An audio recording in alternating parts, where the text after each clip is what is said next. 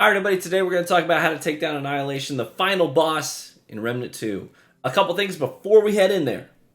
When you talk to Clementine at the beginning of the fight, she's like, it's a point of no return, are you sure you want to do this? Don't worry about it. You can say yes, and then go back anywhere else in the world you want to go. Go in adventure mode so that you're not locked into anything.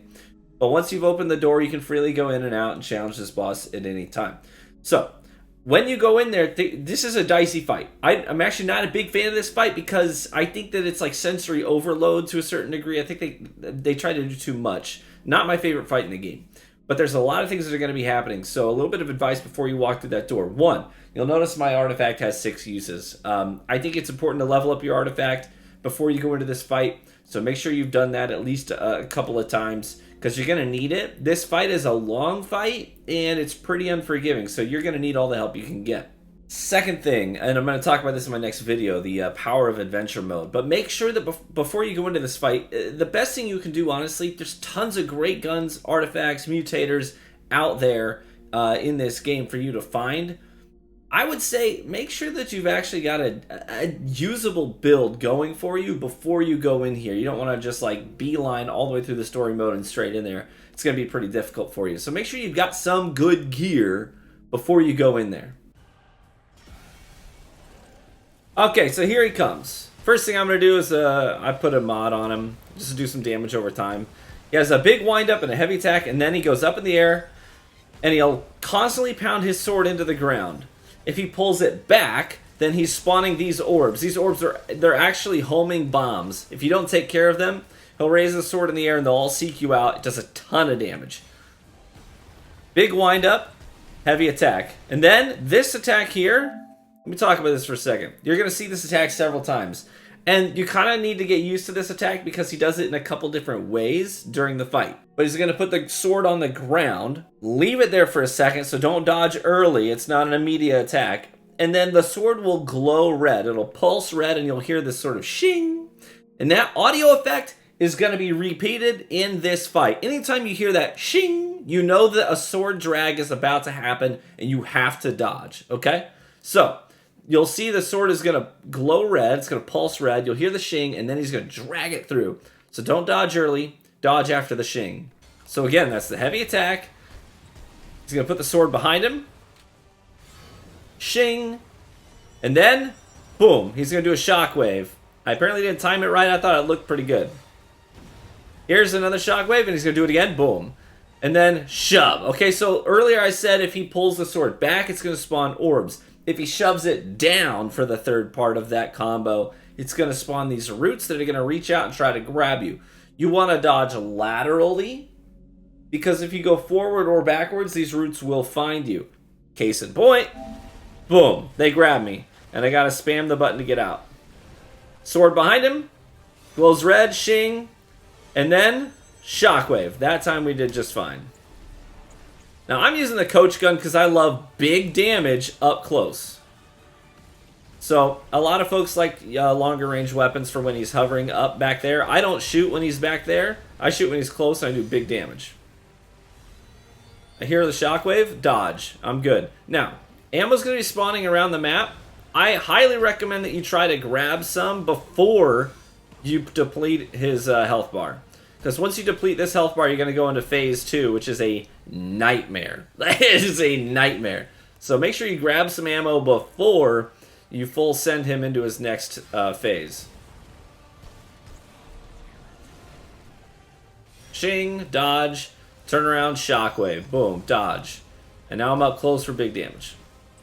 You can hear the shing right before every major attack. He pulls the sword back, like I said, spawns the homing bombs. I took an unnecessary hit trying to grab that ammo. Same thing. I knew there was ammo over there, so I got greedy. I was like, whatever, we'll send it.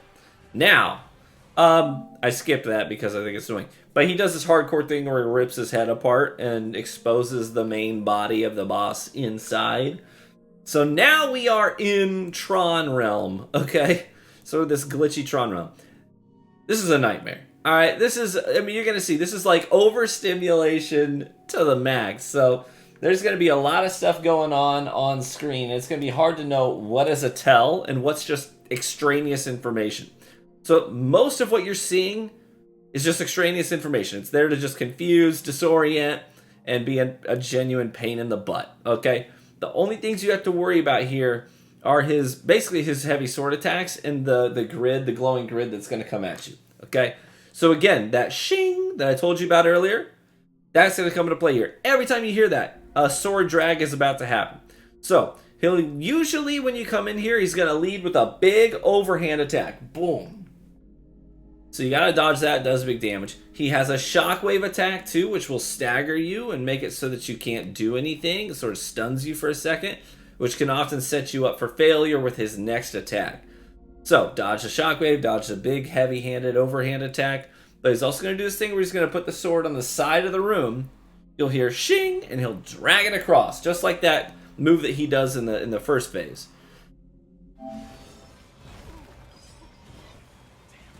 So when he does that overhanded attack, you can see it's going to go bam and then drag. So it's a two-part.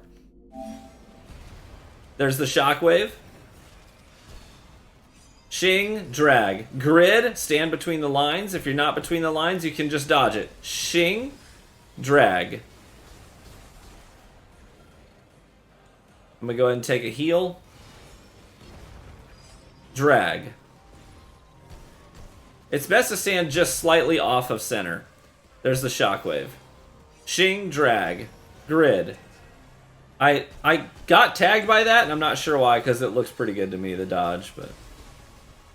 There's a ring you can wear which actually lengthens your immunity phase, your duration during your dodge, which might not be a bad thing to run for this particular fight. Overhand attack. And then, here's the thing. So, he's going to start transitioning between worlds. Okay, between the glitchy world and the regular world. And when he does those transitions, it's usually in the middle of a two-part combo. Okay, so keep that in mind. So every time he makes a transition, there's likely an attack that's about to happen as soon as you get into the other world, the opposite one that you were just in. So you'll see this a lot, where he just did an overhand attack, I get transition, next thing that's going to happen is a drag across the screen. So it's a two-part thing. So don't make the mistake of like transporting into the next world and thinking, okay, I'm going to go straight into damage. You first need to think about dodging. Drag. See that? And I took a hit. Overhand, that's the shockwave. So, did you see that? So, he puts the sword down on the side of the room, and I'm waiting to hear the shing so I can dodge. I get teleported. The sword's, he's already got it in the ground, so he's about to shove it down and do a big shockwave on me. Like I said, every time he does a transition, he's in the middle of a combo. You got to think about dodging as soon as you go into the next realm. Boom. Shing, drag. I'm ready for the shockwave. It doesn't happen, but he's in the middle of a combo, see? Every time you get teleported, the sword was already on the side, and I heard I was waiting for a shockwave, but what I got was a teleportation and a drag. God, that's like the most important. You got to take so many hits if you are not mindful of that. Every time you teleport, it's in the middle of a combo. Shing. No shing. Instead, shockwave in this world. Case in point. Every time. Okay, at this point he's going to spawn a whole bunch of orbs. Okay? And again, these are the homing bombs, so you got to take them out. I actually missed one, and I got hit by it. It like... Maybe like 20 seconds later before he actually sent it to me. So I had forgotten about it. I thought, oh, I got all of them. They're all done. See? Right there. See that one? I didn't even see it. It was apparently behind me. So you can see this is just a test of endurance, honestly. It just lasts so long that there's so much time for you to make a mistake. I ended up like getting really down to the wire here and then clutching up at the end of this particular run and managed to do all my dodges. Look, 0 uses on the artifact and like no health, and he's got 25% of his health left. Spawns the orbs. We gotta take them down. I learned my my lesson. Now, luckily, I have health regen as part of my build, so when I'm doing damage, I'm also regenerating health. So if I'm pumping out solid damage, I can actually get some good health regen going on. You'll see my bar slowly climbing there.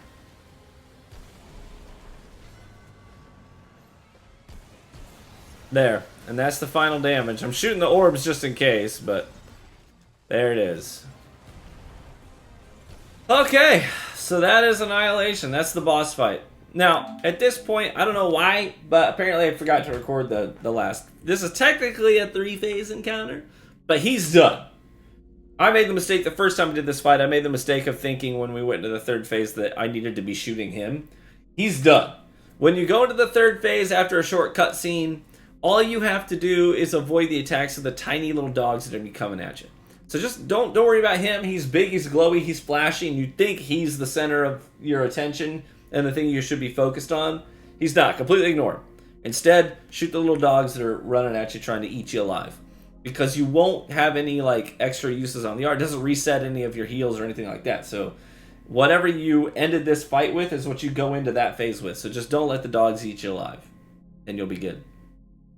Alright. That's Annihilation! Like I said, I'm actually not the biggest fan of this fight. I think it's just like, it's just too much going on screen. I prefer when a boss is more a test of your reflexes and your timing.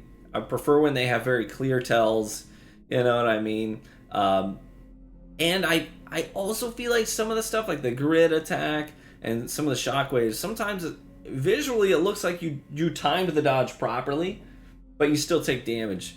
And that happens fairly consistently on this guy. So this encounter really is a combination of two things. One, how well do you know his moveset so you can dodge at the appropriate times?